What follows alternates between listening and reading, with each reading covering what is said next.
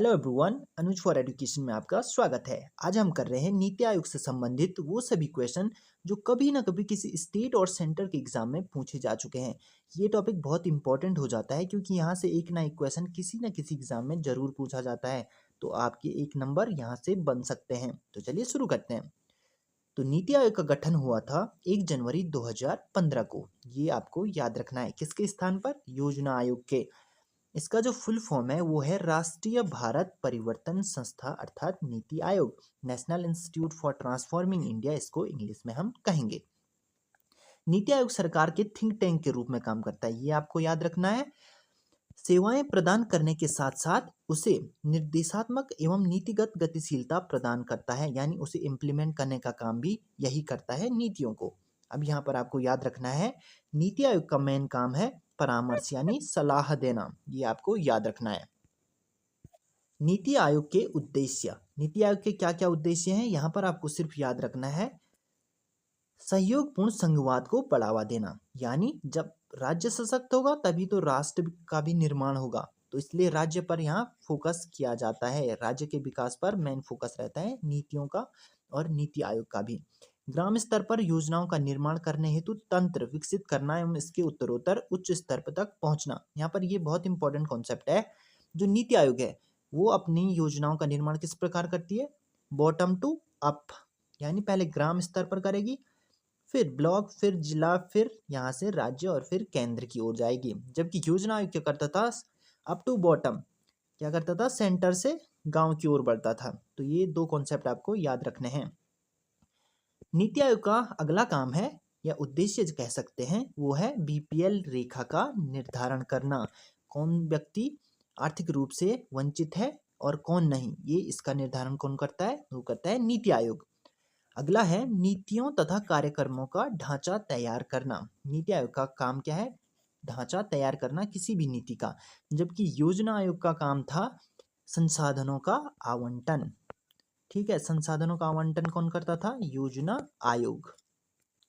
अब नीति आयोग से संबंधित कुछ क्वेश्चन यहाँ पर हैं जो बहुत से एग्जामों में पूछे जा चुके हैं, तो चलिए शुरू करते हैं। नीति आयोग के प्रथम अध्यक्ष कौन थे? तो वो थे पीएम नरेंद्र मोदी।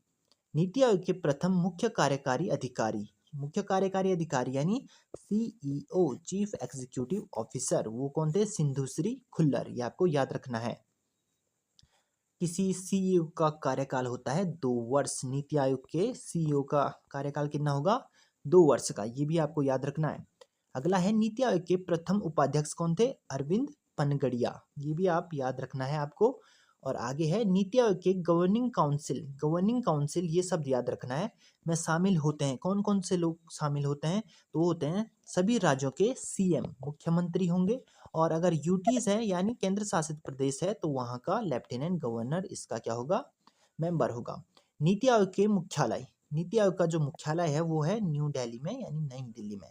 अब इसके सदस्य कौन कौन से होंगे? अध्यक्ष होगा, एक मुख्य कार्य सीईओ होगा और उपाध्यक्ष होगा, और पूर्वकालिक सदस्य यानी एक्स ऑफिशियो मेंबर होंगे, और पदेन सदस्य भी इन्हें ही कहेंगे, और विशेष आमंत्रित सदस्य होंगे किसी भी क्षेत्र में, चाहे वो किसी साइंस के फील्ड के होंगे या लिटरेचर या किसी और फील्ड के होंगे, उनको यहाँ विशेष आमंत्रित सदस्य का दर्जा दिया जाएगा।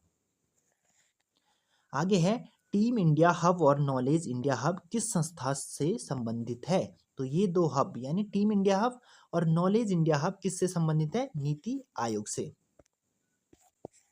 आगे है नीति आयोग की गवर्निंग काउंसिल की पहली बैठक कब हुई? वो हुई 8 फरवरी 2015। 8 फरवरी 2015 को नीति आयोग के गवर्निंग काउंसिल की पहली बैठक हुई। यहाँ पर ये नहीं है। इंडियन इनोवेशन इंडेक्स को प्रकाशित करता है, तो कौन करता है? NITI Aayog. Indian innovation index को कौन प्रकाशित करता है? नीति आयोग। अगला है एस्पिरेशनल डिस्ट्रिक्ट प्रोग्राम कौन आयोजित करता है? तो वो करता है NITI Aayog. Aspirational district programme NITI Aayog द्वारा आयोजित किया जाता है। अटल इनोवेशन मिशन की स्थापना किसने की? तो वो भी नीति आयोग ने ही की। 3 ईयर एक्शन, यहाँ पर इंपॉर्टेंट क्वेश्चन ये भी बनता है, 3 ईयर एक्शन एजेंडा का निर्माण करता है। तो 3 ईयर एक्शन एजेंडा का निर्माण भी नीति आयोग ही करता है। पहले योजना आयोग करता था ये काम, अब कौन करता है? नीति आयोग। हेल्थ इंडेक्स कौन जारी करता है? तो हेल्थ इंडेक्स भी नीति आयोग जारी करता है। SDG यानी सस्टेनेबल डेवलपमेंट ग्रोथ इंडेक्स कौन जारी करता है? ये भी नीति आयोग करता है। इस बार कौन थे इसमें नंबर 1? उत्तराखंड और केरला। ठीक है, केरल इसमें प्रथम थे, जिनको कि 79 अंक मिले थे, दोनों को बराबर मिले थे। अगला है, नीति आयोग के द्वारा जारी स्ट्रेटजी फॉर न्यू इंडिया @75 किस वर्ष आई थी? तो वो आया था 2018। ये आपको याद रखना है।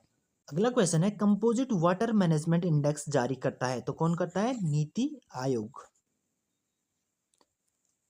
नेक्स्ट क्वेश्चन है, बॉटम अप प्लानिंग कौन करता है? तो देखिए ये क्वेश्चन बना हुआ है, बॉटम से अप की ओर प्लानिंग कौन करता है? नीति आयोग, योजना आयोग क्या करता है? अप टू बॉटम की ओर चलता है। अगला है, national multi dimensional poverty index कौन जारी करता है? तो ये भी नीति आयोग ही करता है। अगला क्वेश्चन है, स्कूल एजुकेशन क्वालिटी इंडेक्स जारी करता है, तो नीति आयोग करता है। नीति आयोग ने 15 ईयर यानी 15 साल विजन डॉक्यूमेंट कब जारी किया? तो ये क्या उन्होंने 2015 में, सॉरी 17 में।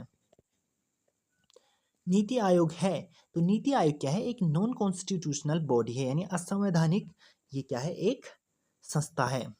नीति आयोग की बैठक साल में कितनी बार होती है? तो मिनिमम एक बार नीति आयोग की बैठक साल भर में होती है। अगला क्वेश्चन है, नीति आयोग का पहला हेल्थ इंडेक्स कब जारी हुआ? तो ये हुआ 2017 में। नेक्स्ट क्वेश्चन है, नीति आयोग में 5 फुल टाइम मेंबर और 4 एक्स ऑफिशियो मेंबर होते हैं। 4 पूर्वकालिक सदस्य होते हैं और 5 इसमें क्या होते हैं? फुल टाइम मेंबर होते हैं। योजना आयोग के संसाधनों का आवंटन करता था, और जबकि नीति आयोग क्या करता था? सलाह देता है। मुख्य कार्यकारी अधिकारी यानी CEO का कार्यकाल कितना होता है? 2 साल होता है। यह आपको याद रखना है। तो नीति आयोग से संबंधित ये थे कुछ इंपॉर्टेंट क्वेश्चन, जिन्हें आई होप आप लर्न करेंगे, और आने वाली परीक्षाओं में आपको इनसे कुछ न कुछ मदद जरूर मिलेगी। मिलते हैं नेक्स्ट वीडियो में। और